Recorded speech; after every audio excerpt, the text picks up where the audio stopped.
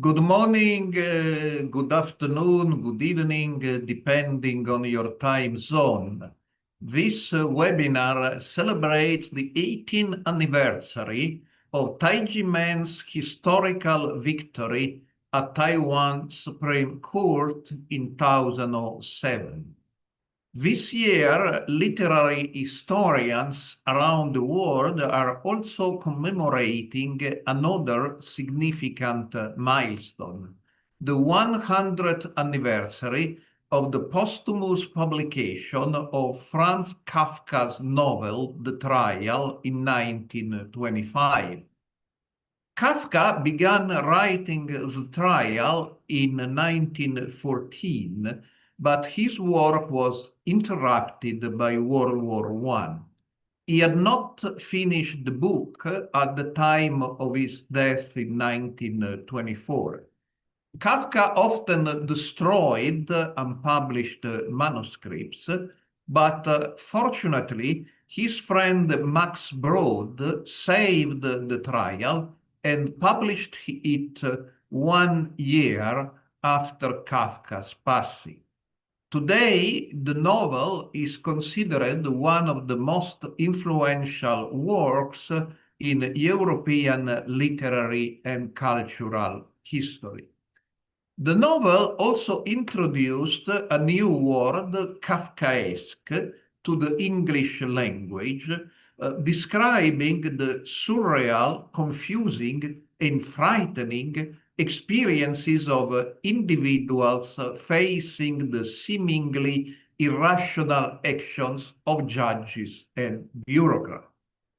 This concept, Kafkaesque, precisely reflects the situation of Tai Ji Men in Taiwan. The Trial is a haunting exploration of bureaucracy, guilt, and the elusive nature of justice. The story follows Joseph K., a respectable bank clerk who finds himself arrested one morning without being informed of the charges against him. Despite his efforts to understand his situation and defend himself, he becomes entangled in an opaque legal system that provides no clarity, resolution, or escape. The novel concludes sadly with Joseph's execution before he can discover the nature of his alleged crime. At its core, the trial is a parable about the individual's powerlessness when faced with an impersonal and impenetrable authority. Kafka's portrayal of the legal system does not depict over tyranny, but rather maddening ambiguity. The court operates without explanations. Its officials are anonymous and contradictory. Its procedures remain obscure. Joseph K's attempts to navigate this system through lawyers, experts, and even romantic relationships only deepen his confusion and despair. What makes the trial enduringly relevant is its depiction of a world where processes overshadow purpose, and the machinery of justice and bureaucracy becomes an end in itself. In today's context, many citizens encounter legal and bureaucratic systems that feel similarly arbitrary and inaccessible. Particularly in tax cases, individuals can find themselves caught in procedures that seem to operate according to their own logic, detached from transparency or accountability.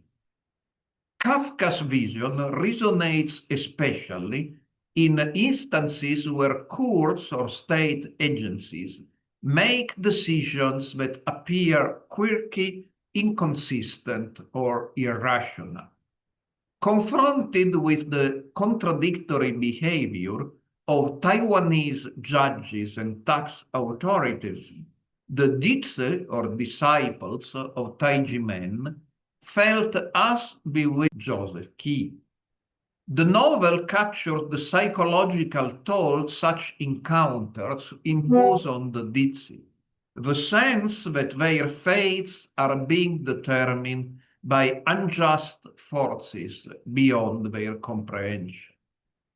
Kafka's almost clinical prose intensifies the sense of dread.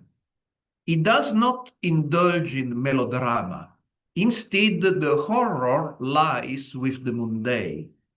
The guards who arrest Joseph are polite. The court officials are not sadistic, they are simply indifferent. This subtle bureaucratic violence is what makes the novel chilling and all too familiar for those acquainted with the Tai Ji Men case. The trial remains a powerful allegory for the Kafkaesque condition faced by those who encounter legal and bureaucratic injustices, as experienced by Tai Ji Men. Kafka speaks to the Dizi who feel overwhelmed by systems they cannot comprehend or influence. While he does not offer solutions, Kafka provides recognition, and in that a form of solidarity.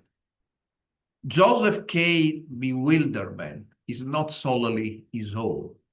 It reflects the predicament of the Dizi, and it resonates with all of us.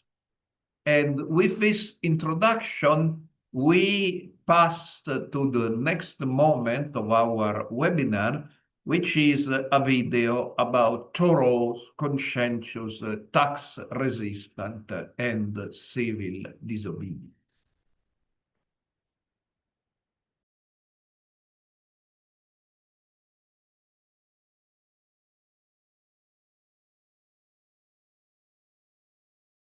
Thoreau's conscientious tax resistance and civil disobedience. Henry David Thoreau, a great American writer, poet, and philosopher, refused to pay the poll tax as a protest against slavery. On a summer evening in 1846, Thoreau was stopped by a policeman who demanded payment for the taxes he owed. Thoreau refused, which resulted in his imprisonment. Thoreau once said, "If 1,000 men were not to pay their taxes this year, it wouldn't be a violent and bloody measure."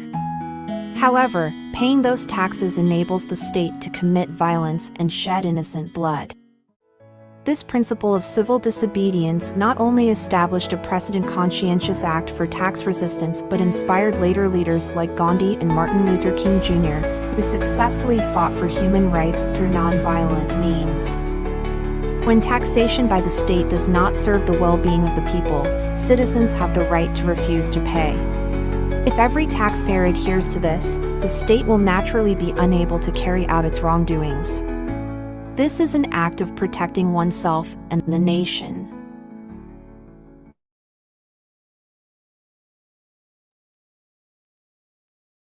Yeah, a great figure and one influential also in Europe and on Western esotericism in general, which will probably be a theme of Carolina, but before Carolina, we have Alessandra Micarelli, who is an attorney in London and the president of FOB, the European Federation for Freedom of Belief. So, Alessandro, the floor is yours.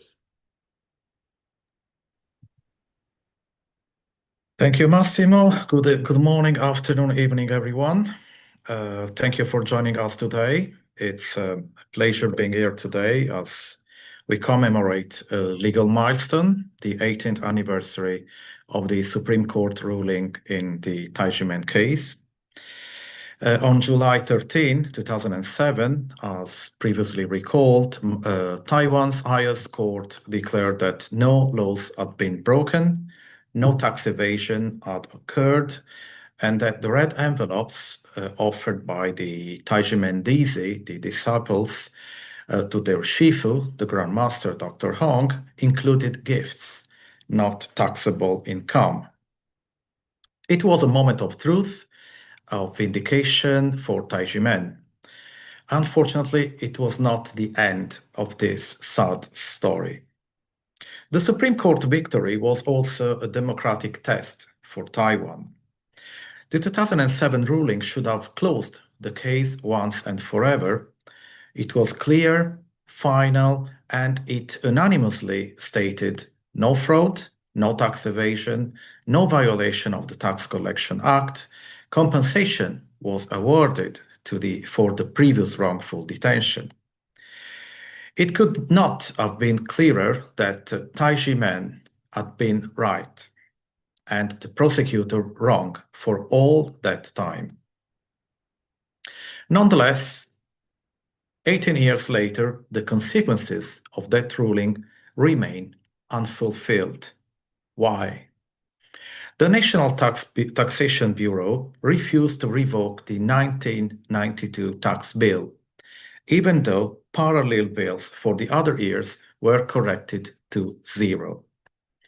In 2020, the government seized and auctioned sacred land belonging to Tai Ji Men, which was meant for spiritual practice and educational activities. As we saw during our seminars and repeated abundantly over the last few years, this is not just a bureaucratic oversight. It is a constitutional crisis in miniature. The rule of law is scrapped when administrative agencies defy judicial authority. The cost of injustice for Tai Ji Men and Taiwan.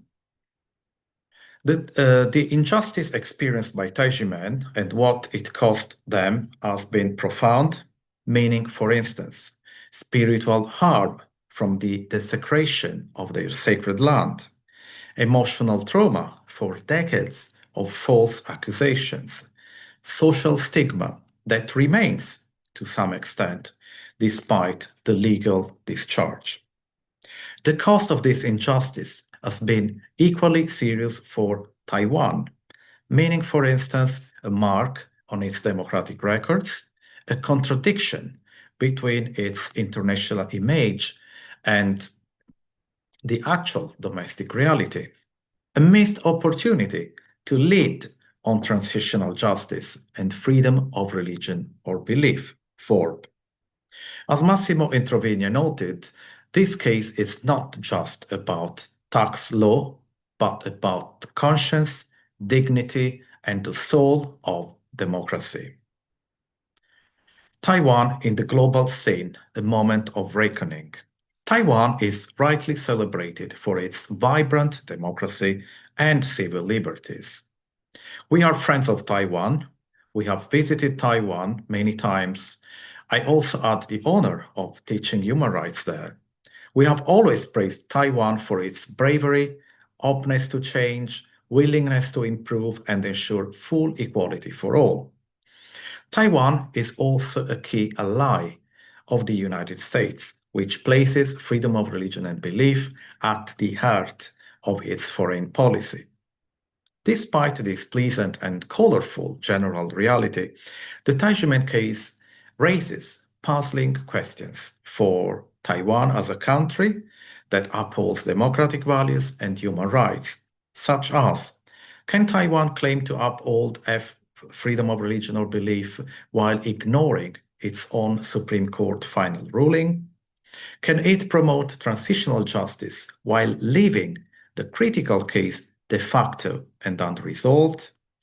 Can it be a model of democracy while tolerating such bureaucratic impunity? As our friend Willy Fautré of Human Rights Without Frontiers said, this is not just a tax case, it's a human rights case with global implications. Let's see what has been done so far. Let's acknowledge the progress made so far by Tai Ji Men with international NGOs, scholars' help, such as Tai Ji Men partnered with CESNUR, Human Rights Without Frontiers, and other NGOs. The case has been presented at the International Religious Freedom Summits, United Nations side events, and conferences. Scholars like Massimo Introvigne, Rosita Sciorite, Marco Respinti, Eileen Barker, among many others, and I have published extensively on the case. Young Daisy have taken to the streets, the courts, and the global stage to demand justice for Tai Ji Men. All these actions made a robust impact internationally, countering the negative propaganda available on the internet until a few years ago. This is undoubtedly a remarkable achievement if we consider it a grassroots movement that has become a global cause, shaking consciences worldwide. Tai Ji Men's worldwide number of friends has increased dramatically over the last 5 years. The reality of facts makes us aware that, however amazing this sounds, it is not enough.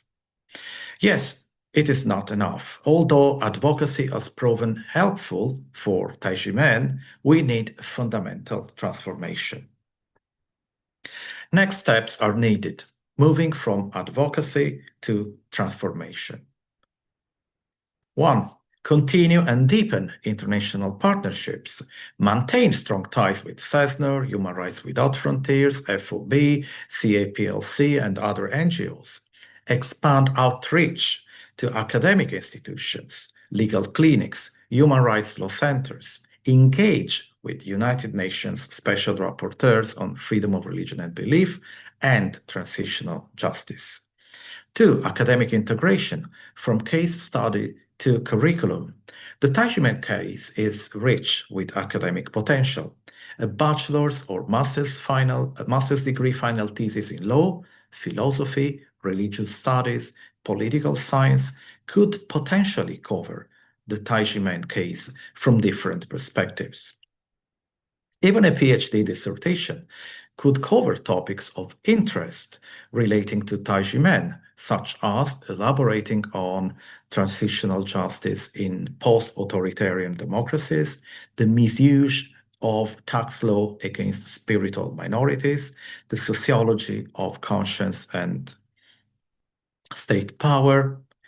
Encourage universities to include the Tai Ji Men case in human rights law courses, comparative religion seminars, public administration and ethics modules. This is not just about awareness, it is about making the case of Tai Ji Men a pilot test to be used as a reference not only by intellectuals, but also by future leaders of Taiwan and elsewhere. Knowing past mistakes is the way to avoid them in the future. 3. Legal and policy advocacy. Petition Taiwan's Legislative Yuan to reopen the case under transitional justice mechanisms, revoke the 1992 tax bill, return the confiscated land. Encourage United States and European Union lawmakers to raise the case in bilateral dialogues, include it in freedom of religion and belief reports and resolutions. 4. Media and cultural diplomacy. In this light, certainly expanding on the already successful work, like for instance the excellent performances presented internationally by DISIs at various events.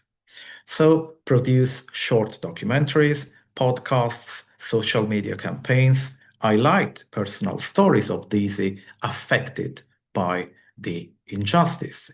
Use art, music, performance to convey the message of conscience and peace.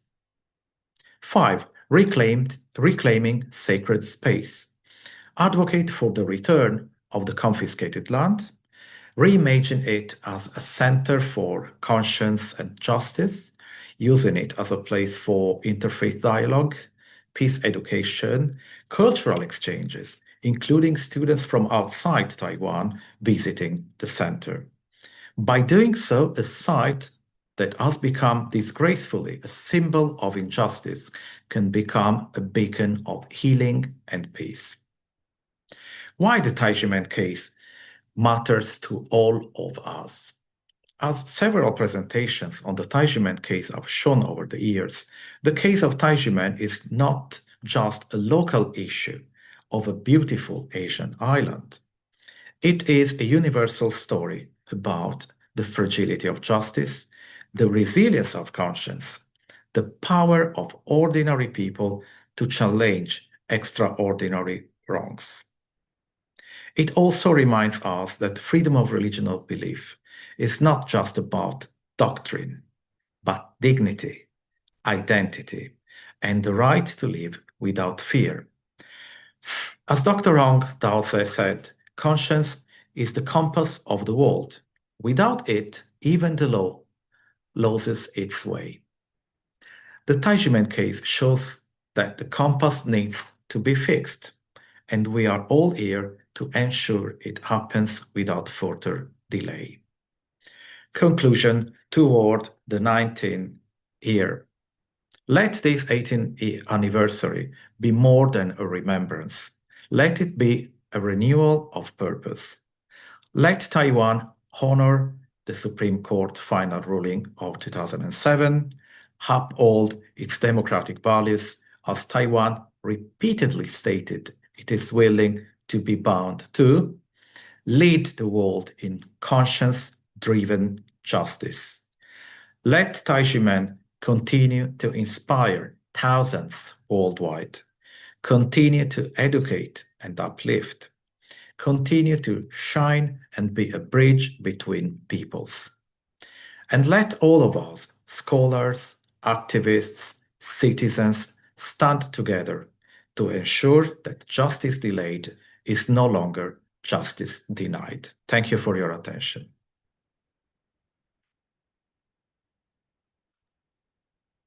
Thank you, Alessandro. And now we have the second speaker of the first session, Karolina Maria Kotkowska from Poland, researcher in esotericism and new religious movements at the Center for the Comparative Studies of Civilizations in Jagiellonian University in Krakow. So, Karolina, the floor is yours. Thank you, Massimo. It is a great pleasure to join you all today on the 18th anniversary of Taiwan's 2007 Supreme Court decision in favor of Tai Ji Men. Exactly 100 years ago, a remarkable event occurred, one connected to one of the most popular currents of alternative spirituality in the West at that time, Theosophy. It was one of the most significant and controversial moments in the history of the Theosophical movement, the announcement of the coming of the world teacher. In 1925, during an international gathering in Omen, the Netherlands, it was formally declared that the long-awaited world teacher had manifested in the person of a young Indian man, Jiddu Krishnamurti. Theosophists and members of the specially established Order of the Star in the East believed that Krishnamurti was the vehicle for the spiritual being known as Maitreya, a universal spiritual teacher meant to guide humanity into a new era of spiritual awakening. This announcement was the culmination of years of anticipation and preparation within theosophical circles, which had since the late 19th century nurtured the idea of the reappearance of great spiritual guide. However, history took an unexpected turn. In 1929, at another theosophical gathering in the same city of Oman, Krishnamurti publicly rejected the role of the world teacher and dissolved the organization that has been established to support his mission. At the same time, he declared that truth is a pathless land. It does not depend on any organization, religion, or teacher. This moment had profound consequences not only for theosophical movement, but also for the development of spirituality in the 20th century, as well as for Krishnamurti himself, who became one of the most influential independent thinkers and spiritual teachers of his time. At the same time, it was of great significance for his followers, a moment of crisis and shock which led many of them to continue their personal spiritual searches, often with Krishnamurti's later writings playing an important role. The initial turmoil transformed the form of spirituality, but by no means marked its end. 100 years later, this event remains a fascinating example of how spiritual ideas, collective expectations, and individual choices intertwine, shaping the fate of entire spiritual movements. What is interesting is not only what happened to the organization, but also Krishnamurti's further path, one intensely focused on the themes of peace and freedom, as well as the ongoing spiritual journeys of his followers. Although the teachings of Jiddu Krishnamurti and Dr. Hong Tao Tse, the Grand Master Shifu of Tai Ji Men, originate from entirely different cultural, spiritual, and historical contexts, it is possible to identify specific ideas and values that unite those who follow the ideas of both teachers. The first shared value is the emphasis on individual spiritual freedom. Krishnamurti rejected all external spiritual authorities, emphasizing that truth is a pathless land, and that each person must independently come to understand reality. Similarly, Tai Ji Men promotes self-development, self-discovery, and personal responsibility for spiritual growth and inner harmony. It is not about blindly following a master, but about engaging in a practice that leads to inner awakening. This mindset has helped Tai Ji Men survive moments of crisis and remain steadfast in their convictions despite the many negative challenges they have faced and continue to face daily. The second key element is peace and its essential component, inner and outer harmony. Krishnamurti taught that changing the world begins with changing the individual. Without the transformation of consciousness, true social peace is impossible. Tai Ji Men also emphasizes the word peace depends on the inner harmony of each person. Working with energy plays an important role, and achieving balance between body, mind, and spirit is the foundation for building a more harmonious society. An essential aspect of Tai Ji Men's teaching is the role of conscience and the ability to listen to it, and follow its voice. Another similarity is a holistic approach to the human being. Both spiritual paths view individuals as an integrated physical and spiritual whole. For Krishnamurti, it was about total self-understanding without dividing thought, emotion, and action. In Tai Ji Men, the practice involves working with life energy, ki, and ethical and spiritual development. The fourth essential common element is the rejection of dogmatism. Krishnamurti distanced himself from religious organizations, rigid structures, and dogmas. Similarly, although rooted in Chinese culture and martial arts tradition, Tai Ji Men strongly emphasizes spiritual freedom and independence. It has not created a new religious institution and welcomes disciples of all religions. The persecution of Tai Ji Men in Taiwan confirms that those in power do not always welcome this kind of spiritual independence. Another parallel is the emphasis on education as a path to personal and collective transformation. Krishnamurti founded schools where education was not merely about transforming knowledge, but about teaching how to live mindfully, freely, and responsibly. Tai Ji Men also strongly focuses on education, not only in teaching Qigong techniques or martial arts, but also in cultivating values such as kindness, peace, respect, and harmony in human relationships. Today, there are more than 20 Tai Ji Men academies worldwide, the most recent one established in Toronto. When we look back at the dissolution of Krishnamurti's organization caused by his own decision, we can see an interesting parallel with the crisis faced by Tai Ji Men, though it was of a completely different nature. In Krishnamurti's case, the decision came from a spiritual leader guided by the values of freedom and truth. In contrast, the Tai Ji Men crisis was triggered by the decision of a politically motivated persecutor whose attitude was entirely different and whose actions had far more negative consequences. This decision led to a witch hunt against members of the Tai Ji Men community, media attacks, violence, and serious violations of human rights. The natural response to those events was deep shock. After decades of struggling with this injustice, it seemed for a moment that the story would finally have a favorable resolution.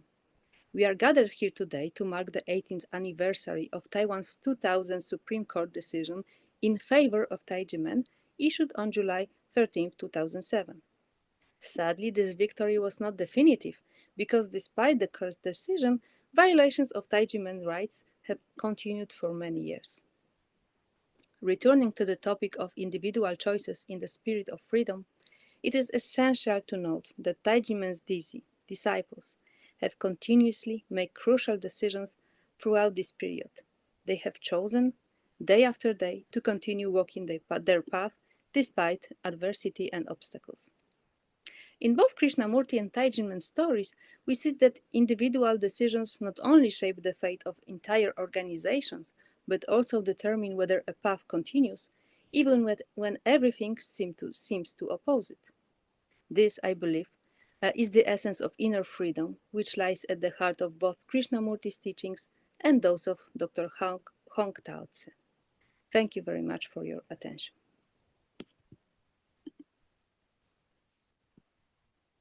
Thank you, Carolina. Your paper, which reminds us that this year there are many anniversaries. Of course, it's also the 150th anniversary of the foundation of the Theosophical Society, speaking of theosophy.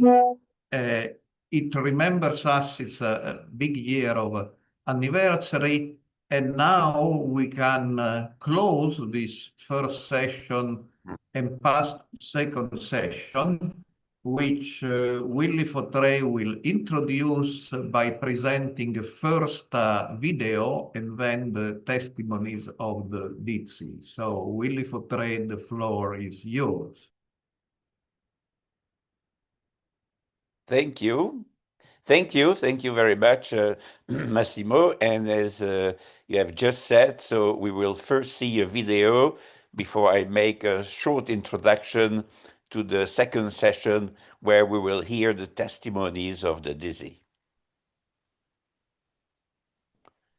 Brief overview of the Tai Ji Men case.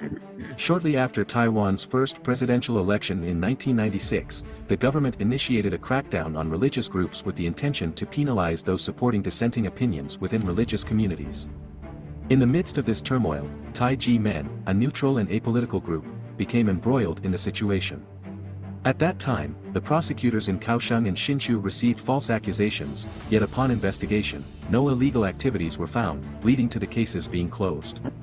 However, prosecutor Ho Kwon-jen deployed a large number of law enforcement officers against due process, raided Tai Ji Men with the media, and froze the accounts of its leader. Despite the account only holding over 610,000 new Taiwan dollars, reports claimed Tai Ji Men had committed fraud, amounting to 3.1 billion new Taiwan dollars, alleging tax evasion. Prosecutor Ho Kwon-jen detained the Tai Ji Men Zhongmenren and his wife for nearly 4 months, without finding any unlawful behavior. He coerced tax official Shi Yuxing to give false testimony, incorporating the fabricated statements into the indictment against Tai Ji Men in 1997. However, the prosecutor's charges contained logical inconsistencies, accusing both embezzlement and tax evasion for the same amount concurrently in the indictment.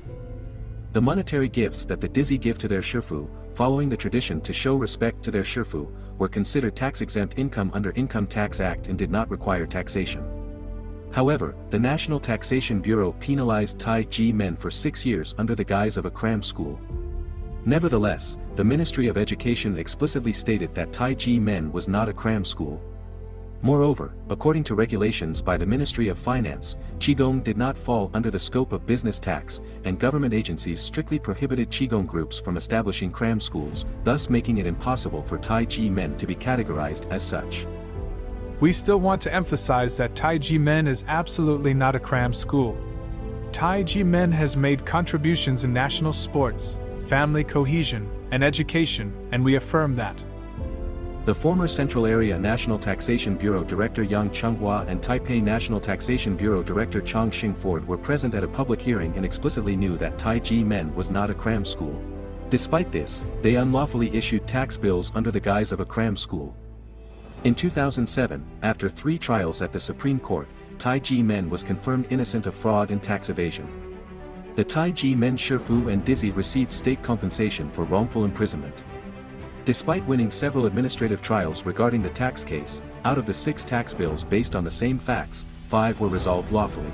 However, the National Taxation Bureau persisted in enforcing the erroneous tax bill for the year 1992, refusing to revoke it, even going so far as to auction off Tai Ji Men's planned site for self-cultivation illegally, reclaiming it as government property, and distributing performance bonuses in 2020. This case drew international attention, with international organizations repeatedly reporting to the United Nations, condemning Taiwan's government for its unfair treatment of Tai Ji Men. Over the years, the government's unjust actions and defamation against Tai Ji Men have subjected many Taiwanese people to physical and mental persecution. The international community continues to monitor this case. Freedom and human rights are core values of democratic nations. The government should promptly resolve the Tai Ji Men human rights persecution case to further Taiwan's progress as a more prosperous and advanced model of Asian democracy.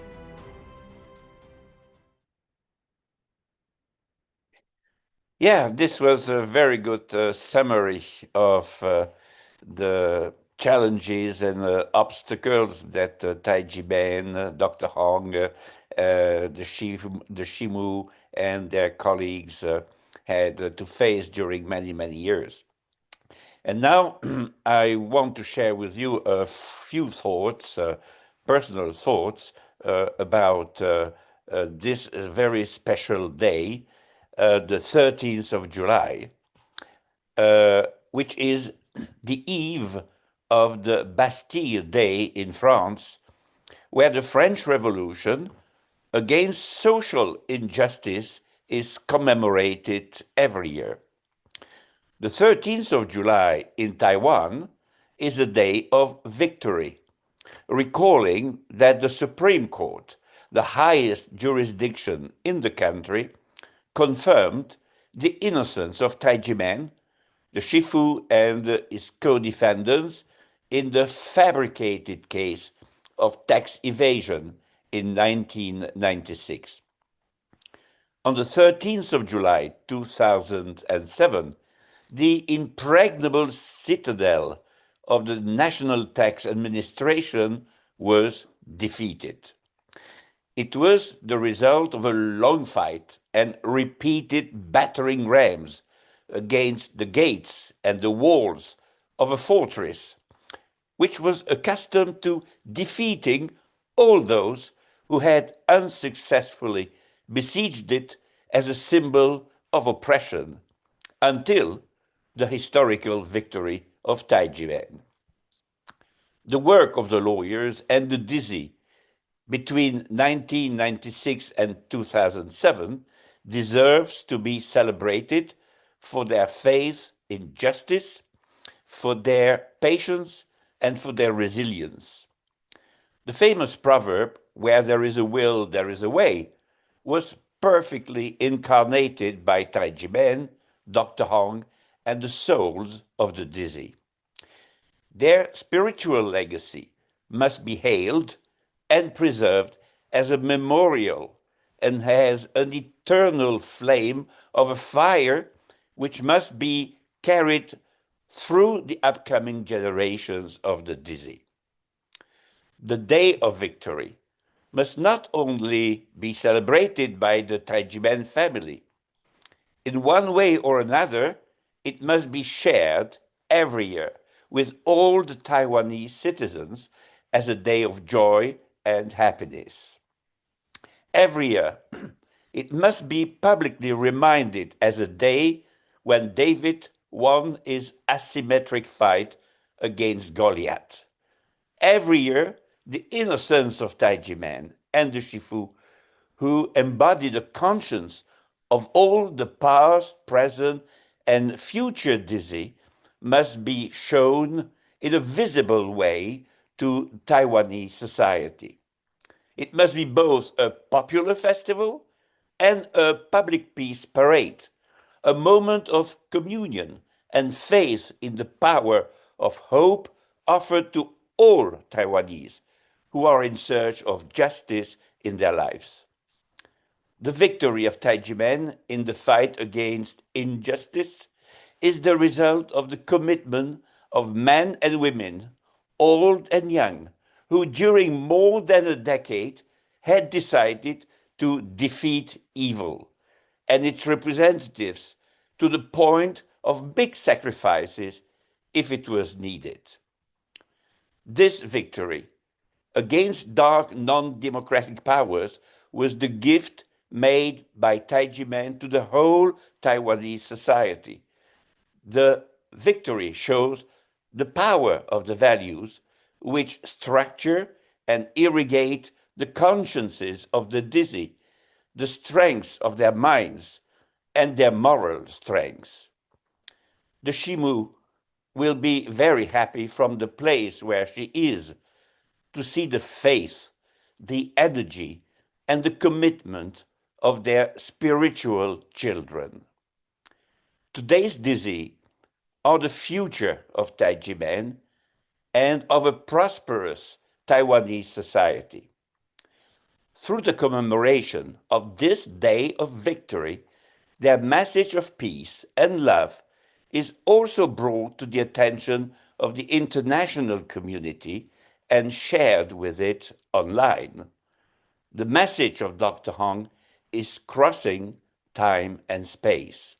Long live Tai Ji Men and Dr. Hong. And now I will give the floor to the first dizzy, who is Rebecca Wang, a project manager. The floor is yours, Rebecca. Okay, thank you, Willie. And hello, I'm Rebecca, and good day for all the friends online. I'm going to talk about the path of life cultivation, following conscience and justice. The Supreme Court ruled that Tai Ji Men was not guilty, had no tax arrears, and did not violate the Tax Collection Act. However, Taiwan government's legal and tax persecution of Tai Ji Men is still ongoing. The Taiwan government has yet to redress the tax and legal persecution against Tai Ji Men and bring justice. This remains an ongoing issue.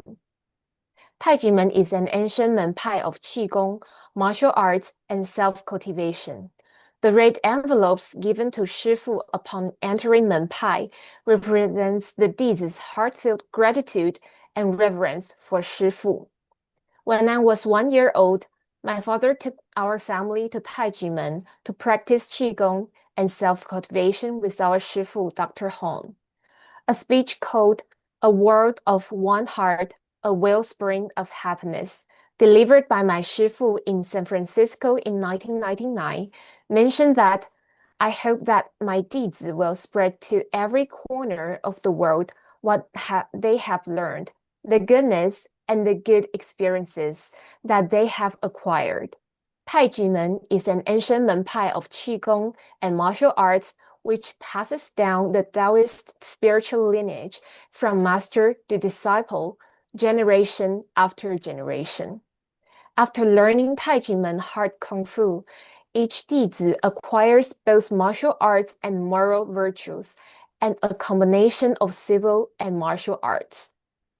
I have been very fortunate to follow Dr. Hong and participate in several international Tai Ji Men events to promote love, peace, and conscience. Dr. Hong is a practitioner whose action mirrors his words. Through his personal example, spoken teachings, and even his silent guidance, he leads us on the path to offer compassion and guidance to those in need. I have come to understand that the meaning of the life lies in self-cultivation, constantly refining oneself and becoming a better person each day. For me, upholding truth and righteousness with conscience is a form of spiritual cultivation, refining oneself, managing one's family, governing the nation, and ultimately bringing peace to the world. To this day, Dr. Hong has led us to 114 countries around the world. Through the ceremony of ringing the bell of world peace and love, he has awakened the conscience of people and gathered the seeds of goodness to spread kindness around the globe. During the UN meetings in New York in 2005, President of the Dominican Republic, His Highness Leonel Fernandez, attended the Summit of Love and Peace and rang the bell of world peace and love. He wished that the people for all of the world can understand and respect each other, and that love and peace prevail. In March 2008, he used wisdom and action to actively mediate the imminent disputes between Ecuador, Venezuela, and Colombia, diffusing a possible war crisis in Latin America and resolving the possible crisis of war. While Tai Ji Men弟子 spread the seeds of love and peace to the world, however, the government in Taiwan continues to infringe on their freedom of belief through this long tax persecution.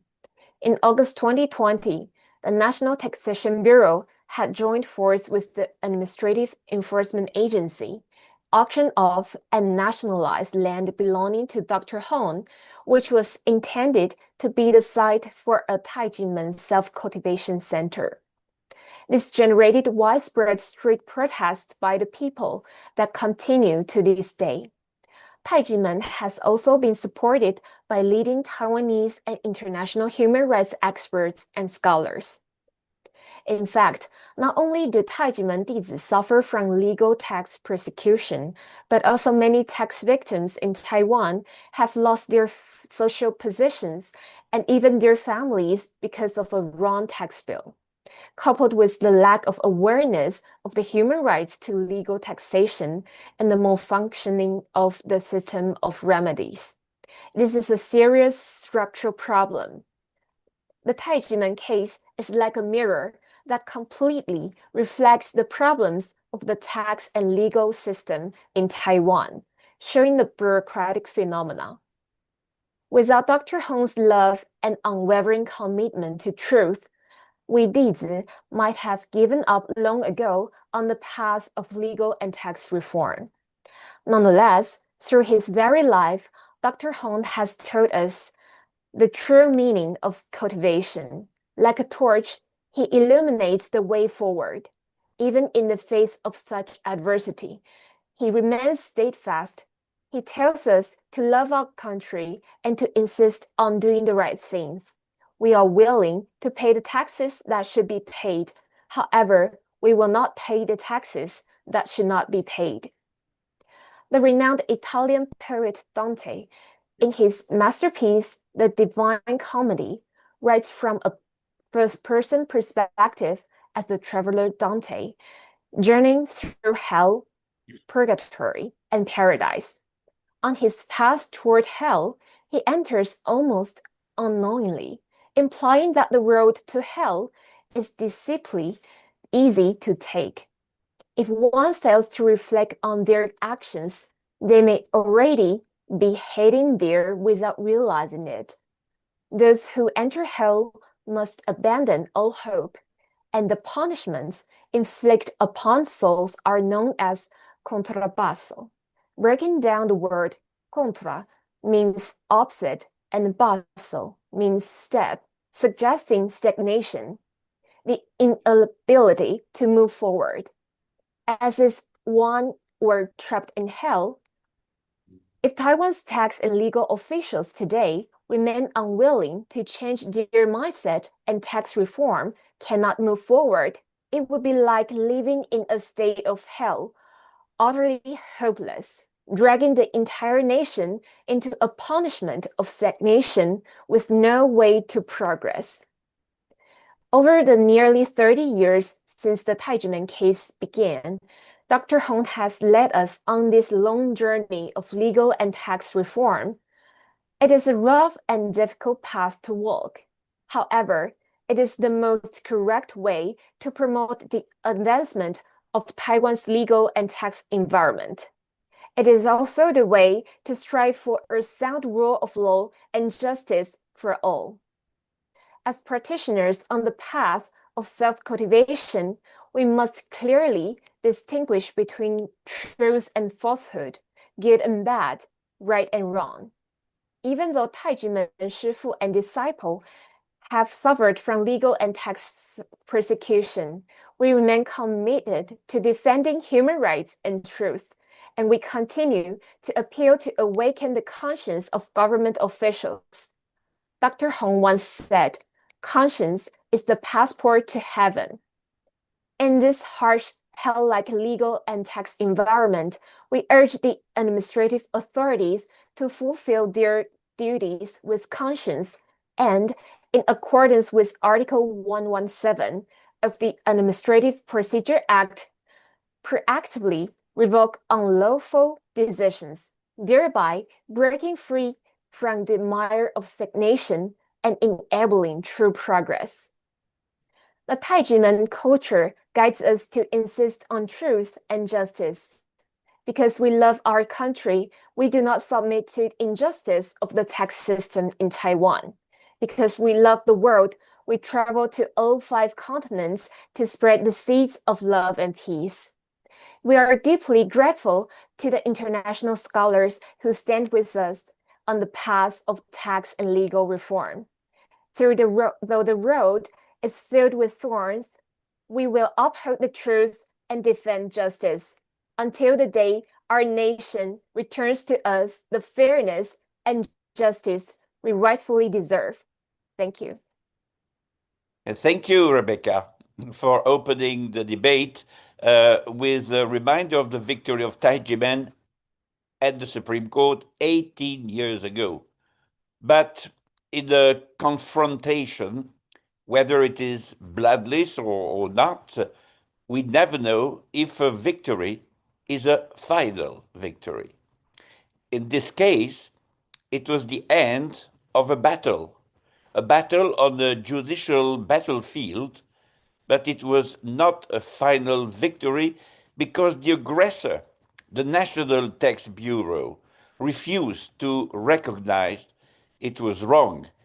It refused to recognize its defeat and found another battlefield, forcing Tai Ji Men to defend itself again. And this time the Tax Bureau reached its objective, the illegal auction and confiscation of the historical property.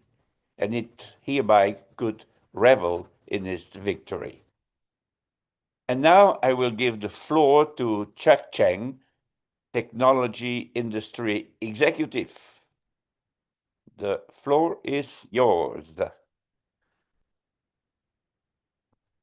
Okay, thank you, Willie. Hello, everyone. Thank you for having me here to share my views today. This past year, the world has remained deeply unsettled. The war between Russia and Ukraine has entered its 3rd year, with casualties surpassing 500,000. Global energy and food supplies are still heavily constrained by ongoing conflict.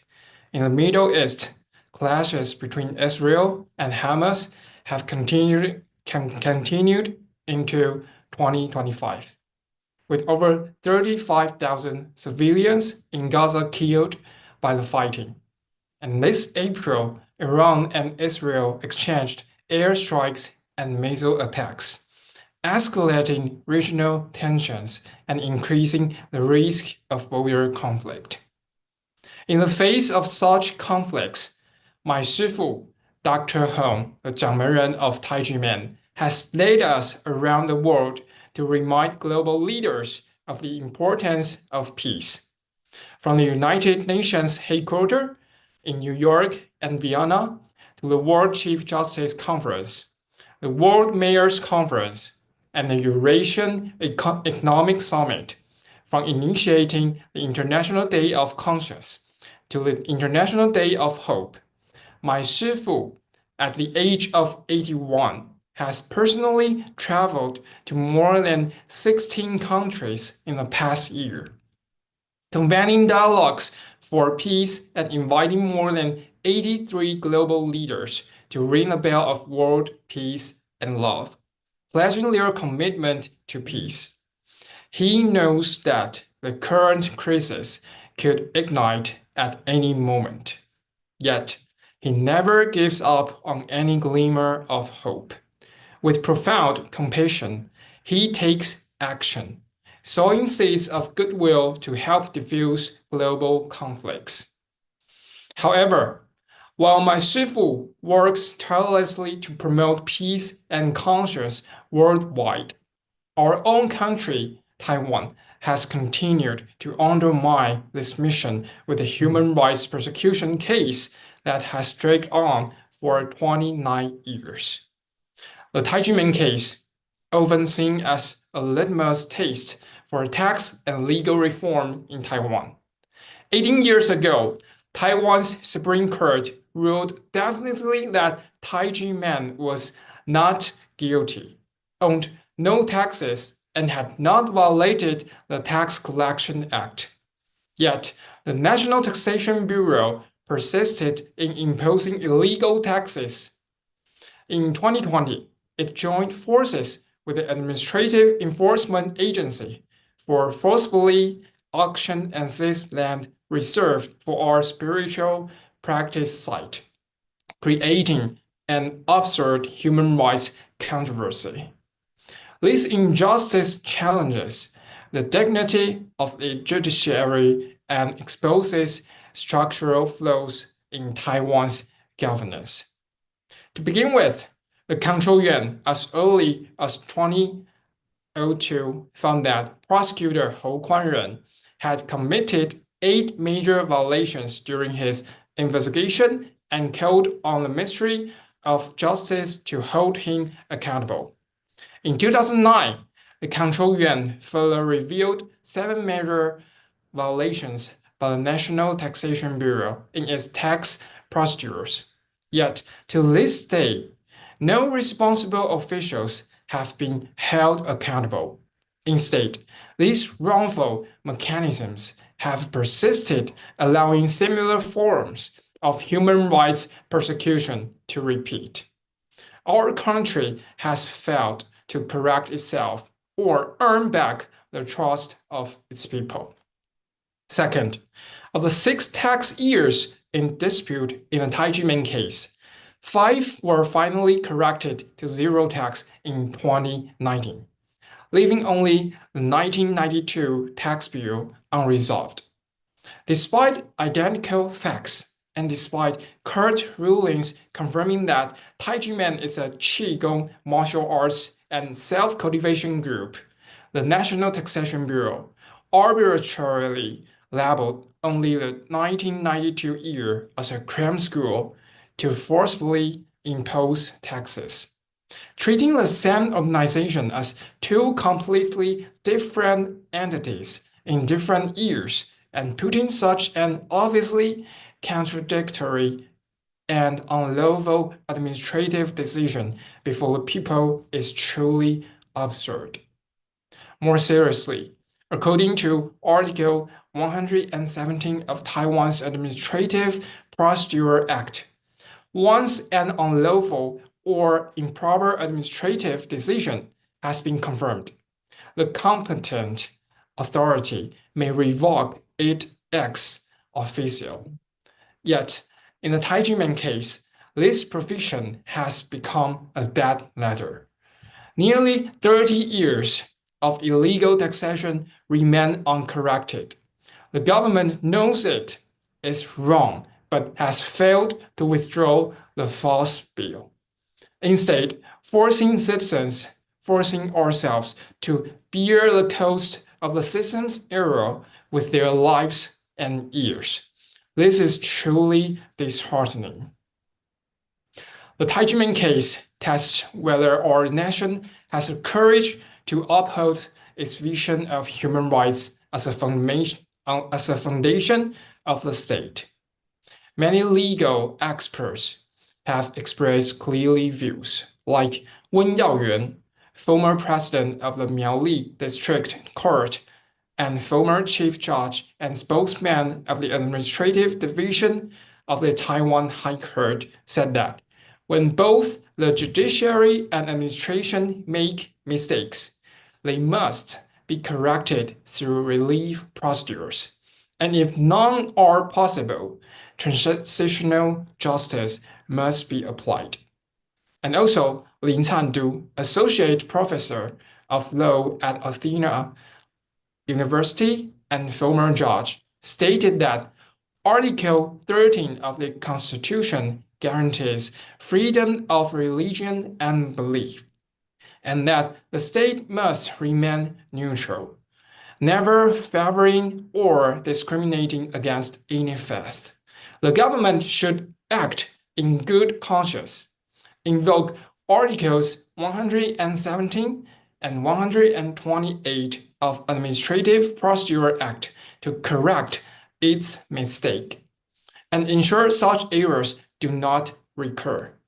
And also, Chen Zhixiang, lawyer of former presiding judge of the Keelung District Court, bluntly stated that the only fundamental solution to the fabricated Tai Ji Men case is to revoke it under Article 117. That is a true remedy.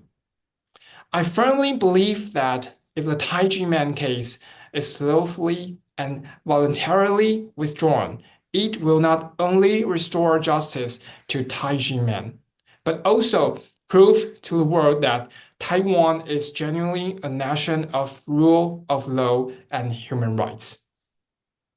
Good governance must be rooted in conscience, and only when a Tai Ji Men injustice is truly resolved can Taiwan move beyond the shadow of past white terror and fulfill the promise of fairness and justice. I am a disciple of Tai Ji Men. Growing up, like many of my senior brothers and sisters, and even my shimu, passed away before seeing this case resolved. And this year, I welcome my own child into the world. I do not wish for my child to grow up burdened by an unresolved injustice as I did. The Tai Ji Men case has been cleared of criminal wrongdoing and tax liability for 18 years now. It is time to bring this to an end. That's my opinion. Thank you. Thank you so much, Chuck, for stressing first that in the eyes of Dr. Hong, your priority as a DISI is to spread peace and love, especially in a world, as you said, where several wars have broken out in various regions. In Ukraine, 500,000 dead and injured people. In Russia, the aggressor country, 1 million victims used as cannon fodder. In the Middle East, 35,000 civilians were killed. In Iran, the threat that an autocratic theocracy becomes a country with a nuclear weapon led to 12 days of war. What will be the end of these wars? Question mark. Victories are more and more Pyrrhic victories. In fact, there are no winners, only losers. And what is important is to win the peace, not the war. It is your duty, you, the DISI, to win the peace, wherever you are. Thank you again, Jack. And now the floor is for Yadis Chen, Managing Director of an NGO. The floor is yours, Yadis. Thank you, Willie. Today marks a key moment in the Tai Ji Men case when the judiciary confirmed, after 3 trials, that there was no crime, no tax owed. It is both a commemoration of justice restored and a reminder of the lasting value of conscience. However, as previous speakers mentioned, true justice has yet to be served. I once again call on the government to correct its mistake in accordance with the law without delay and return the sacred land of Tai Ji Men, which was unlawfully auctioned in 2020 due to the enforcement of an invalid tax bill, and to fully restore the innocence and dignity of Tai Ji Men Shifu and Dizi. This is more than correcting the past injustice. It's a chance for the nation to show conscience, face the past, and move beyond authoritarian shadows. When this case first broke out in 1996, the media and the prosecutor spread false information. This created a very negative atmosphere in society. At that time, Taiwan's TV media was just starting to break away from party-state control, and there was some progress, but big media monopolies were still in place. Because of misleading reports, many of our brothers and sisters faced pressure at work and even at home. Some people gave up practicing.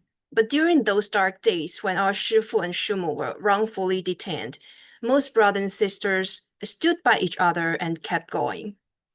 My parents kept taking my brother and me to the academy every week. My father said, "What we see and experience here is nothing like what the media reports. I believe in the health we've gained and the goodness we've found." I'm grateful for my parents' persistence and wisdom 18 years ago.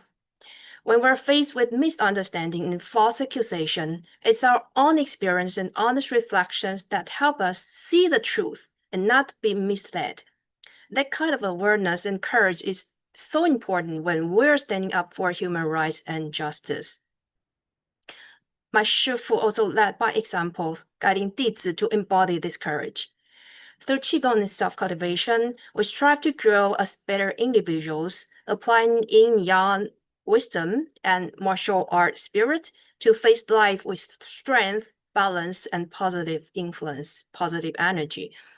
And the spirit of sharing and positive influence is reflected not only in cultural performance filled with love and peace, but also in how we apply these values in the pursuit of justice. Align conscience with universal principles, cultivating upright energy between heaven and earth, and following the timeless wisdom and exemplary lives of sages from past to present. And we also discovered many others suffering under an unjust legal and tax system, which further encouraged reflections and dialogue in Taiwanese society on the rule of law, human rights, as well as civic education. Some scholars describe the Tai Ji Men case as a demonic mirror, exposing the structural issues within Taiwan's legal and tax system. We have continued to present the evidence and facts through legal proceedings, street protests, local international forums, and petitions to government agencies. We called on all levels of government to fulfill their duty by urging the Ministry of Finance and the NTB, the National Taxation Bureau, to revoke the illegal tax bills that stemmed from a criminal indictment that was already proven unjust. I believe that by each doing our part and coming together, we will bring change to this case and to society. Because of the Tai Ji Men case, issues such as prosecutorial abuse of power, the failure of remedy system, and problem of never-ending tax bills have come under increasing public scrutiny. More and more victims of tax injustice are now willing to step forward and share their stories. Civic movements helped push the first version of the Taxpayers' Rights Protection Act to pass in 2016. And last year in September, the Judicial Yuan finally approved a draft of the Taxation Administrative Procedure Act, which aims to enhance the efficiency of tax litigation proceedings and is now being reviewed in the Legislative Yuan. The journey from seeking redress to driving institutional reform is a long one, but Shifu always encourage us to follow the path of conscience, take actions, and never give up. It seems to me that this case also serves as a mirror reflecting the structural culture of our society. The traditional Chinese education system emphasizes standard answers and academic achievement over critical thinking, while Taiwanese transition from authoritarian rule remains relatively recent. So people often obey rather than question unreasonable decisions or authority. This habit of not asking why, only how, has fostered a deep culture of obedience, leaving individuals voiceless before the system and enabling bureaucratic enforcement of flawed policies and illegal tax bills. But for years, Tai Ji Men's unwavering stance has challenged the remnants of authoritarianism rooted in Taiwan's education and bureaucratic system, helping to drive forward legal and tax reform. It urges us to keep asking, what is justice? What are our rights? And what is the value of conscience? When administrative decisions focus only on procedural legality without achieving the substantive justice that the law is meant to uphold, the true value of the rule of law is lost. If the system is used as an excuse to avoid fixing clear wrongs, then the law becomes just an empty shell, and protecting human rights ends up being just a slogan. Taiwan is scheduled to undergo its fourth review of the two international covenants next year. And during the previous review, one comment from international expert Mrs. Virginia Bonon Dandam left a very deep impression on me. She noted that in the past 10 years, no government officials has clearly explained how Taiwan applies the Universal Declaration of Human Rights, this golden standard. And when she asked what human rights education programs Taiwan had, she received answers like property rights or justice, as if people were afraid to speak about the simple idea of being a good human being to each other, which, in her view, is what human rights are truly about. To be a good human being means showing empathy, standing up for justice, reflecting on mistakes, and doing one's duty at every level of the system. The Tai Ji Men case shows how this kind of culture is missing in Taiwan, especially the courage to admit mistakes and make things right. Only by addressing and correcting cases like this can Taiwan show real integrity and true commitment to reform, living up to the standard of the two government covenant in its upcoming human rights review next year.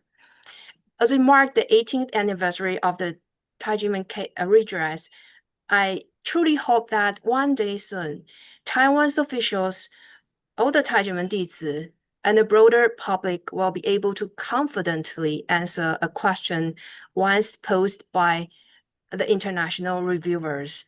She asked, what in Taiwan are you truly proud to call a human right culture? I hope that day will come very soon. Thank you.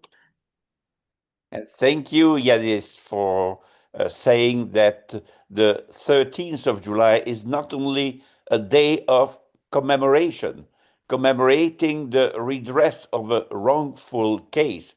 It is also a reminder of the enduring importance of conscience and justice in the fight against evil, you said.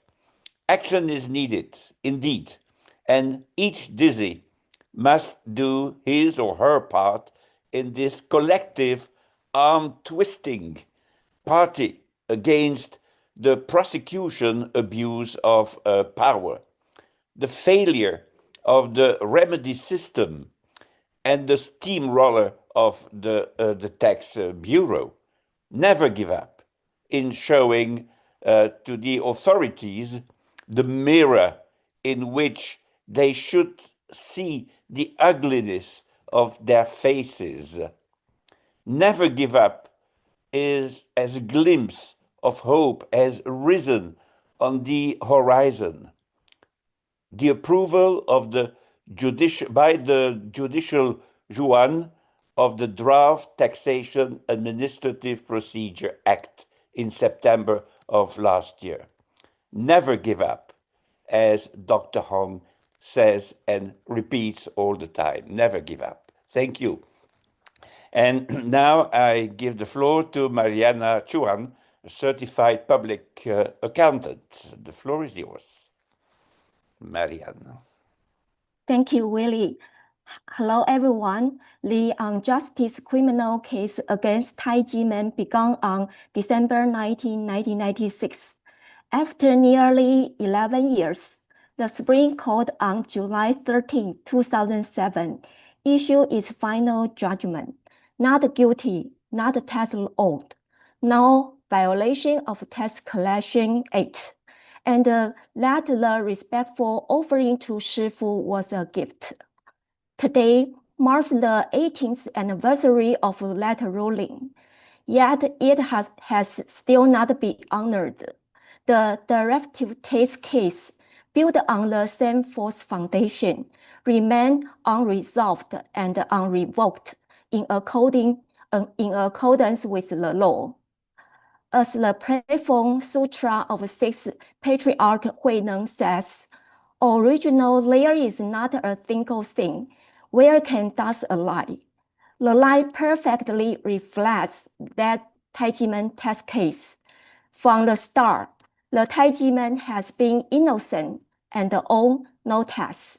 The February tax disposition created something out of nothing.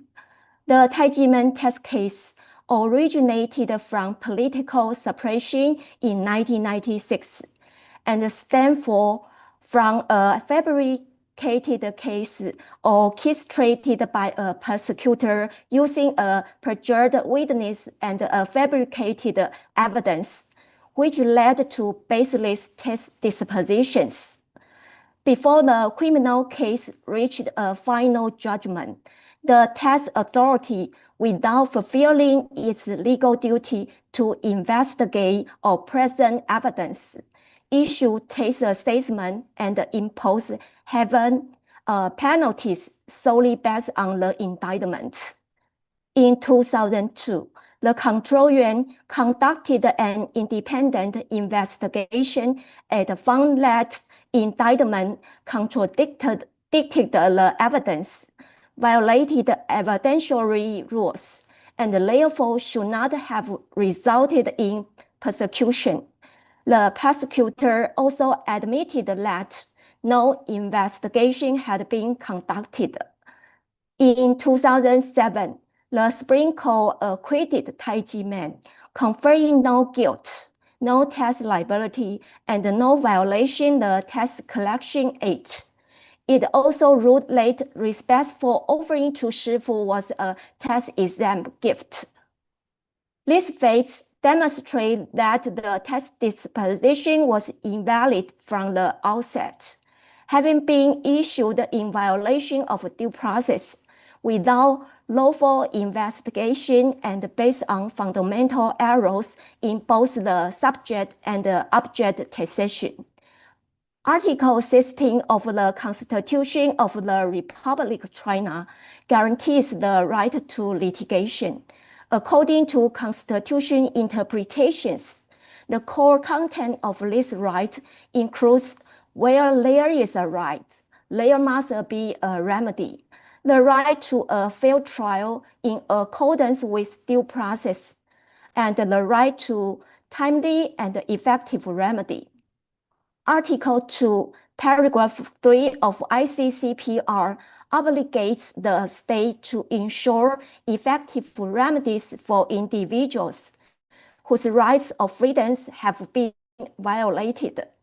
General Comment number 31 of the ICCPR further confirmed that all branches and the levels of government must uphold the responsibility of a state party and adopt legislative, judicial, administrative, and educational measures to fulfill their legal obligation. Taiwan adopted the act to implement the ICCPR and ICESCR in 2009, granting the covenants the force of domestic law. All government agencies are required to review and amend or repeal laws and administrative measures in consistence with the covenants within 2 years of implementation. The 1992 TASE assessment issued in violation of the law has remained unrevoked for nearly 28 years, constituting a serious breach of both constitutional protections and the rights guarantees under the governance, particularly the rights to a fair trial and effective remedy.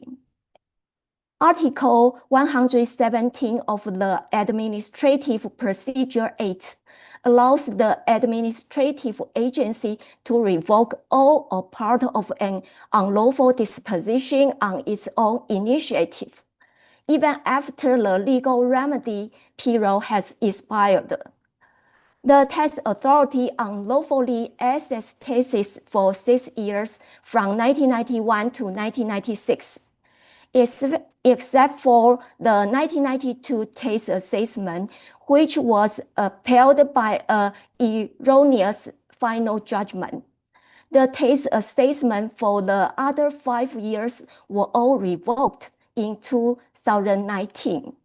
Although the 1992 tax assessment was affirmed by the court, the tax authority has a legal duty to revoke it under Article 117. This is supported by authoritative interpretations from the Ministry of Justice and by legal scholars. According to the Ministry of Justice, whether a final administrative disposition may be revoked under Article 117 depends on the binding scope of the judgment. If the legal or factual basis of the court's decision has changed, and such changes fall outside the judgment's binding effect, the agency may reassess the matter with its authority and revoke the original disposition on its own initiative. According to legal scholars, for tax authorities, safeguarding the rule of law and individual rights takes precedence over rigidly adhering to final judgment for the sake of legal certainty. If a disposition is later found to be unlawful and right infringing, the agency should act in accordance with the law and revoke it under Article 117. When discretion is reduced to 0, the agency has a duty to revoke the unlawful disposition. In 2018, the Supreme Administrative Court recognized Tai Ji Men was a traditional menpai of Qigong, martial arts, and spiritual cultivation. It also pointed out that the 1992 tax final judgment failed to consider the 2007 criminal ruling, which confirmed the respectful offering to Shifu was a gift. Additionally, sworn statements obtained through public investigation by the tax authority further supported this. The tax authority also admitted that Tai Ji Men is not a crime school. These new facts and evidence show that both the 1992 tax assessment and the ruling upholding it was legally flawed from the outset and should be revoked. Since its founding in 1966, Tai Ji Men Qigong Academy has operated as a traditional menpai, passed down through generation in a Shifu Dizi lineage. Of the 6 years for which tax assessment was issued, 5 were corrected to 0 in 2019 based on the same fact. This highlights a stark inconsistency. Such an unreasonable and illogical distinction violates basic legal principle, equity, and common sense.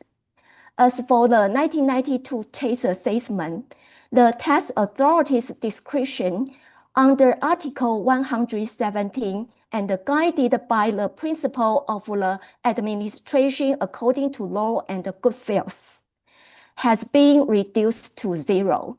The authority therefore has a duty to revoke the unlawful tax assessment. Inclusion. The 1992 tax assessment was invalid from the outset. Although upheld by a final judgment of the Supreme Administrative Court, newly uncovered facts and evidence clearly demonstrate that the ruling was legally flawed. The tax authority now has no discretion left and should apply Article 117 to revoke the lawful tax assessment and uphold the fundamental human rights guaranteed by the Constitution and the covenants. Thank you. And thank you as well, Marianne. It took nearly 11 years, you said, for the Supreme Court to deliver its final ruling, confirming that Tai Ji Men, the Shifu, the Shimu, and their collaborators were not guilty of tax evasion. During 4,000 days, peaceful patience was needed by all the dizzy, no violence in their heart, and no violence externally during 572 weeks. That's around 11 years. Life school is the best place for training your conscience, your self-control, your determination. That long injustice, in fact, was not a curse, but a blessing. That's the way you could see it, because it solidified your faith in the teachings of Tai Ji Men and Dr. Hong. And now I will give the floor to the last dizzy, Shi Chung-woo, if I pronounce correctly, Vice President, Medical Equipment Manufacturing. Floor is yours. Okay, thank you, Willie. It's my honor to have this opportunity to share my opinion. Okay, I'm going to tell a story about the Constitution of the Republic of China in Taiwan and the human rights conventions. I'm going to tell a story about human rights versus corruption. Okay, here's the story. The Tai Ji Men case originated from the so-called religious crackdown launched by the Taiwan government at the end of 1996. Minister of Justice Liao Zhenghao and the prosecutor Hou Kuanren completely copied the forgery and propaganda tricks used by Hitler and Goebbels in the Reichstag fire case to politically purge those who did not explicitly support for the ruling party in the 1996 presidential election. The Tai Ji Men human rights persecution case has been nearly 30 years, and it has long been legally proven to be a fabricated false case. It's a fake. However, the National Taxation Bureau refused to return the property it has seized illegally, because that the official only have an authoritarian mindset inherited from the martial law era instead of human rights. Without awareness that the martial law had been already lifted. During martial law era, there were no checks and balances, so the officials could gain unlimited privileges and benefits. It was the case that absolute power corrupts absolutely, and they could even legalize corruption in the form of bonuses. Many officials received promotions or bonuses for participating in the fabrication of the Tai Ji Men false case, so that they would use all means to prevent the Tai Ji Men false case from being redressed. I would like to ask friends who promote human rights around the world to supervise the Taiwan government's implementation of the two human rights conventions and the anti-corruption conventions to redress the Tai Ji Men human rights persecution case as soon as possible. First slide, please. Okay. Authoritarian instead of human rights still occupies some officials' mind. Well, however, that is a leftover from China's civil war 75 years ago. After World War II ended in 1945, the nationalist government started drafting a constitution. Well, interestingly, the United Nations was also drafting the Universal Declaration of Human Rights at the same time. Chapter 2 of the Constitution and the United Nations Declaration of Human Rights are almost identical because the author of the Republic of China Constitution, Dr. Zhang Junmai, also helped draft the UN Declaration. Well, if the Constitution could be fully implemented, people in Taiwan would have enjoyed human rights early on. But before that could happen, the 228 incident, which is a mass sacrifice in Taiwan, broke out early 1947. And by the end of the year, a full-blown civil war had started in mainland China, which claimed nearly 40 million lives.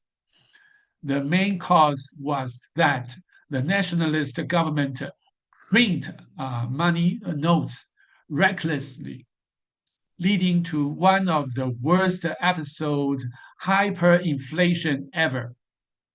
On the top of that, officials were allowed to use force. They used guns to freeze prices, which basically legalized stealing from the people. Corruption ran wide, and the public ended up hating the government. What's the worst? This destructive plan came from Ji Chaoding, a top financial advisor to Chiang Kai-shek, the president of China at that time, who turned out to be a communist spy.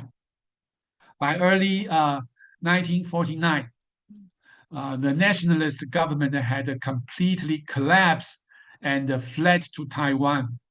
The constitution was suspended, and instead, martial law took over. This kicked off 38 years of authoritarian rule. At that time, both Taiwan and mainland China were extremely poor.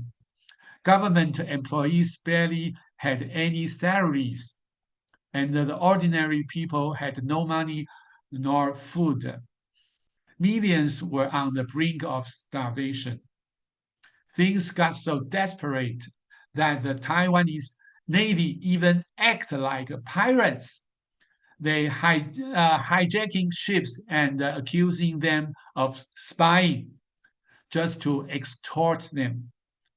This led to international complaints and even a formal protest to the United Nations. To shift the blame, the government claimed that communist spies were everywhere and passed the anti-spy law, encouraging people to report on each other and give state agents broad powers to arrest spies, so-called spies.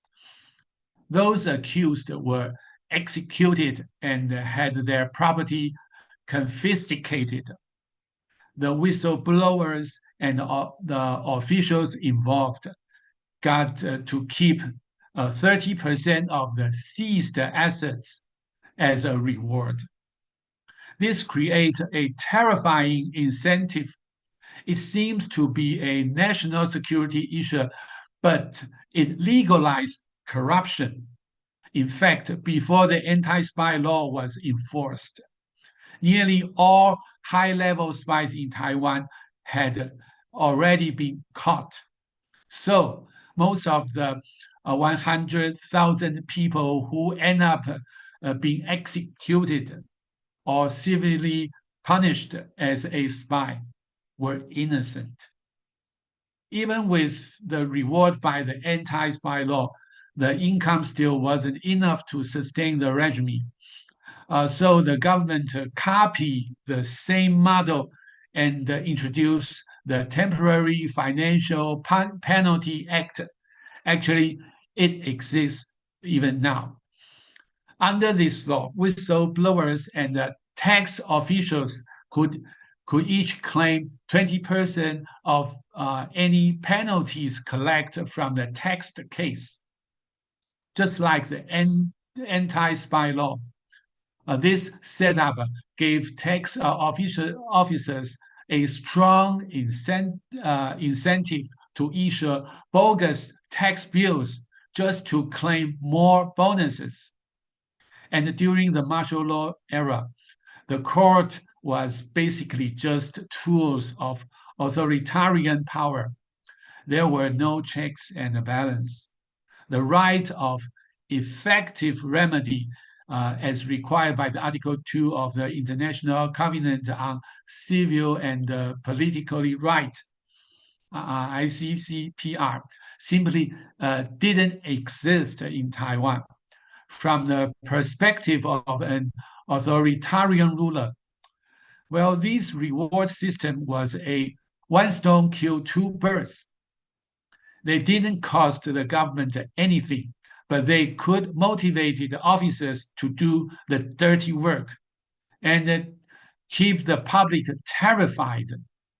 Many officials benefit from these schemes, and that include prosecutors and even judges. It was a legalized form of corruption, deeply rooted in centuries of Chinese imperial history.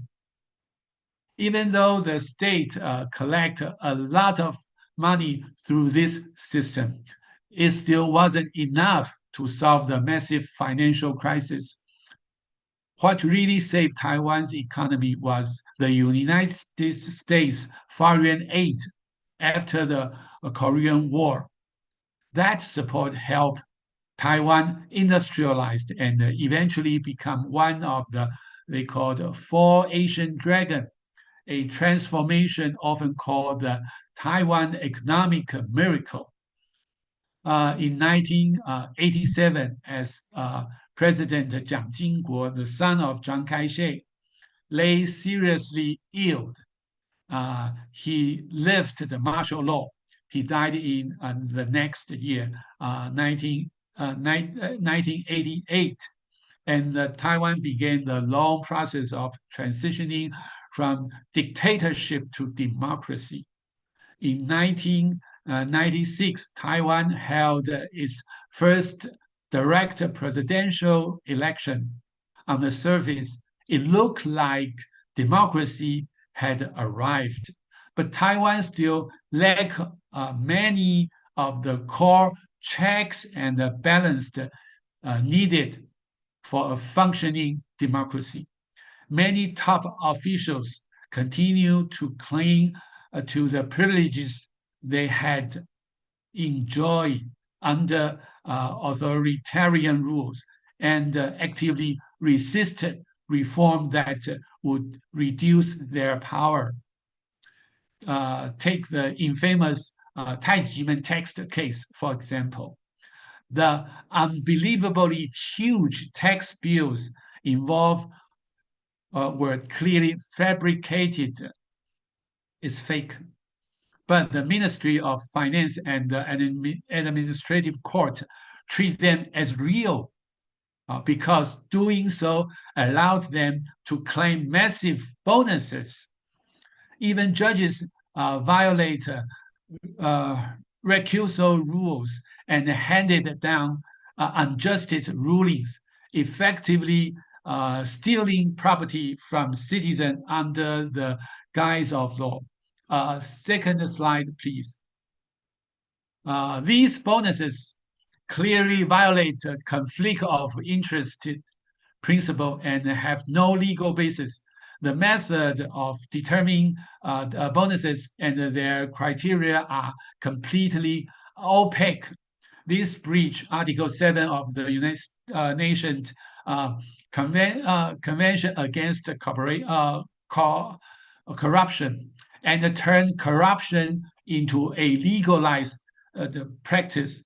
When judges refuse to recuse themselves despite clear conflicts, it violates Article 2 and 14 of the ICCPR.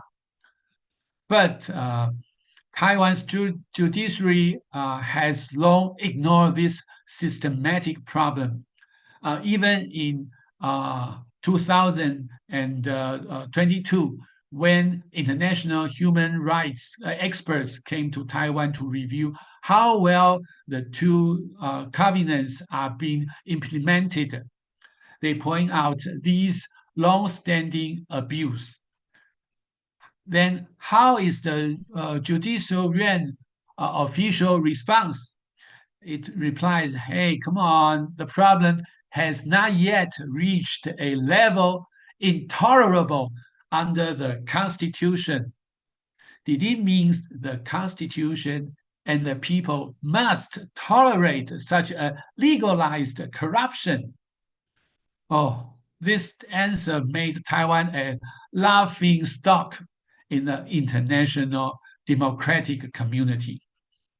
Yes, Taiwan has incorporated the two human rights conventions and Convention Against Corruption into domestic law and does invite international experts to conduct regular reviews.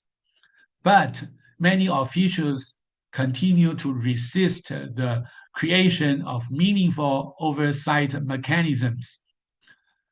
Their response to international criticism are often dismissive and superficial. As a result, Taiwan's human rights and anti-corruption standards still fall far behind those in advanced democracies. And cases like Tai Ji Men remain unresolved. Well, Taiwan is a beautiful island, and the people of Taiwan deserve and deeply long for true human rights, as well as anyone in the world. Taiwan wants to be a model for peaceful democratic transition and cannot tolerate legalized corruption anymore. So today, I appeal to all friends around the world who care about justice and human rights. Please speak up. Urge the Taiwan government to fully implement the two human rights conventions and the conventions against corruption. Follow the recommendation of international experts.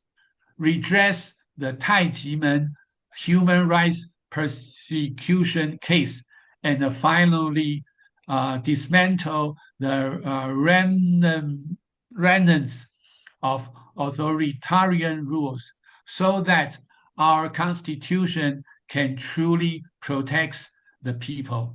That's all my opinions. Thank you, Willie.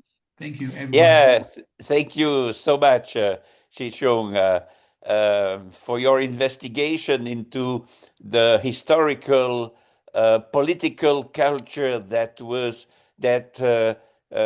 shaped during the martial law period. Your detailed description of how this infection of society managed to survive in the first years of the newly born, but fragile, of course, Taiwanese democracy is really impressive. On the surface, as you said, it looked like democracy had arrived with the presidential elections. But Taiwan still lacked many of the core checks and balances needed for a functioning democracy. Many top officials continued to cling to their privileges they had enjoyed under authoritarian rule and actively resisted reforms that would reduce their power. This was the case with the National Taxation Bureau and the bonuses system, which clearly violates conflict of interest principles and have no legal basis. The National Taxation Bureau is a sort of prehistoric animal, a sort of dinosaur, which continues to wreak havoc. But time has now come to kill it. Thank you. Thank you so much for your presentation. So you were the last Dizzy to share your thought passionately and well informed with us. Thank you very much. And now I will give the floor back to Massimo, who will introduce the last part of this webinar. I think there will be a video and someone to conclude. Thank you, Willie. And in keeping with the tradition of these webinars, I will say that I would first give the floor to Marco Respinti for the conclusions of the webinar, which will be followed by the final video. So Marco Respinti, if you are surviving the storm, which I understand is hitting Milan, seriously, with people even dying, I hope you will be able to offer the conclusions of the webinar. Thank you, Massimo. For the time being, I'm trying to survive. It's all dark and very strong wind, but so far we're pretty well.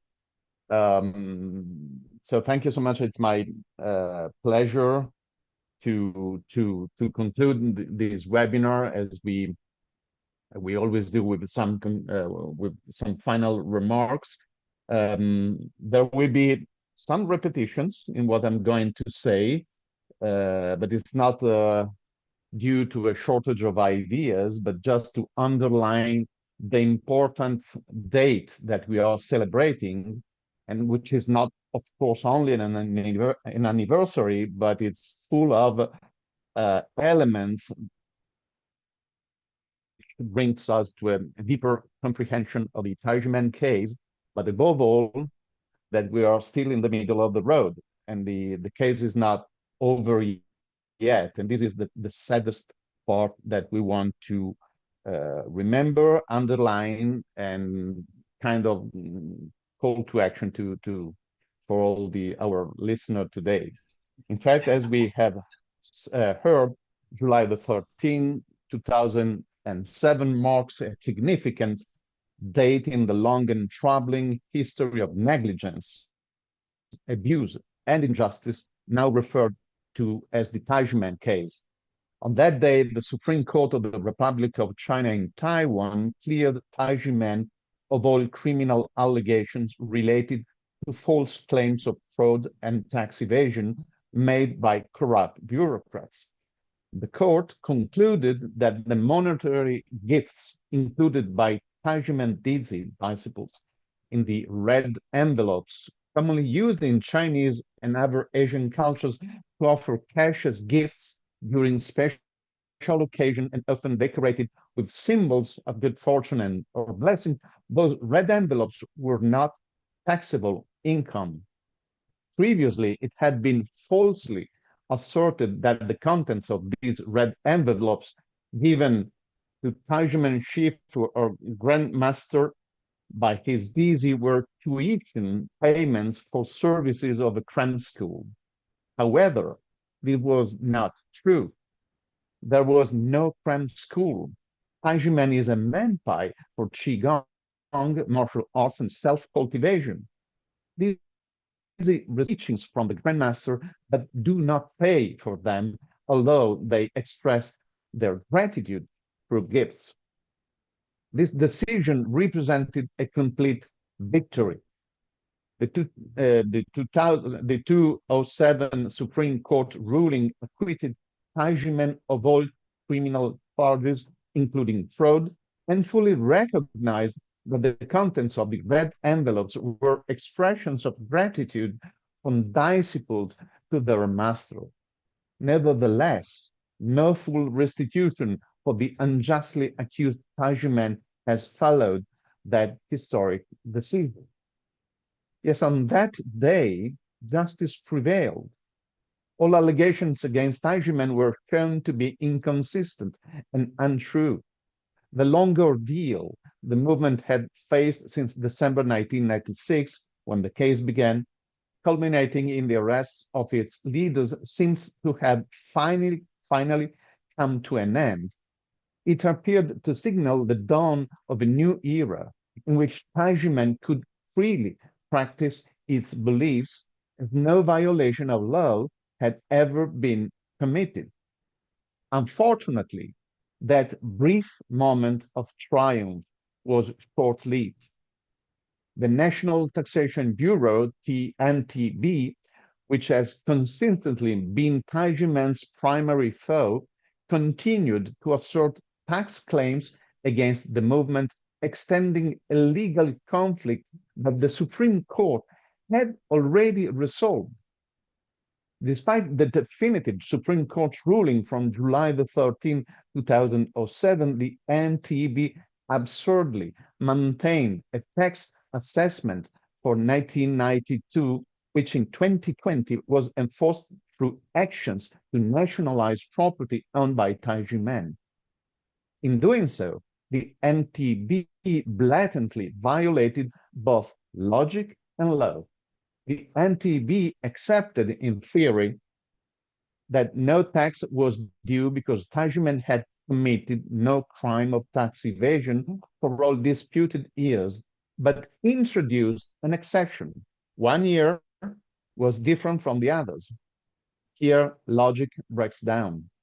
Since nothing differentiates the disputed years regarding false claims of tax evasion, why should the definitive acquittal of Tai Ji Men from those accusations mean that that 1 year only, 1992, is treated differently? The Supreme Court ruling did not recognize any exceptional circumstance regarding that year. The NTB argued that for the year 1992, a decision had become final. This was, however, a technicality contradicting both justice and logic. The Taiwanese Supreme Court ruling did not mention 1992. It treated that year the same as all others. Thus, the NTB effectively altered the Supreme Court's ruling, or in other words, disobeyed it. This represents a violation of the law following a violation of logic. After the brief glimpse of triumph on July 13, 2007, a continuous tragedy unfolded. Justice was granted by the highest legal authority in a democratic regime, yet another branch of that same government which had no authority in legal matters, twisted and modified the ruling.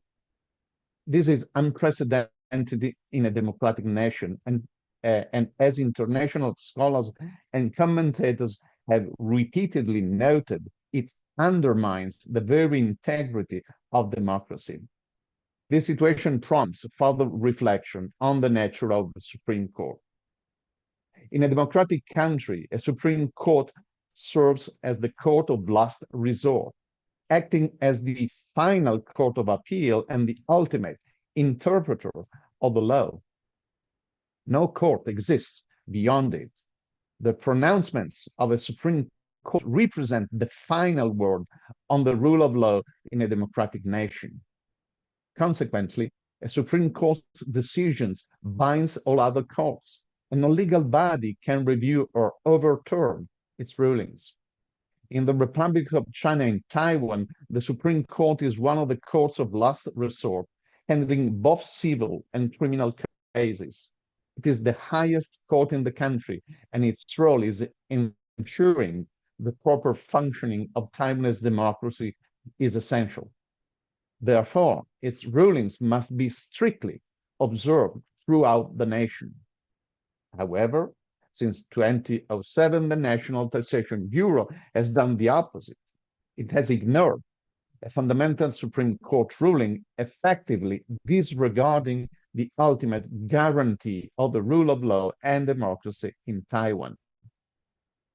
As a result, in this significant reversal, many people have suffered and continue to endure hardship.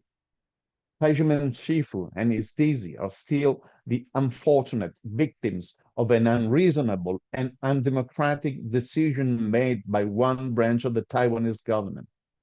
However, the consequences extended beyond Tai Ji Men. All citizens of democratic Taiwan are affected.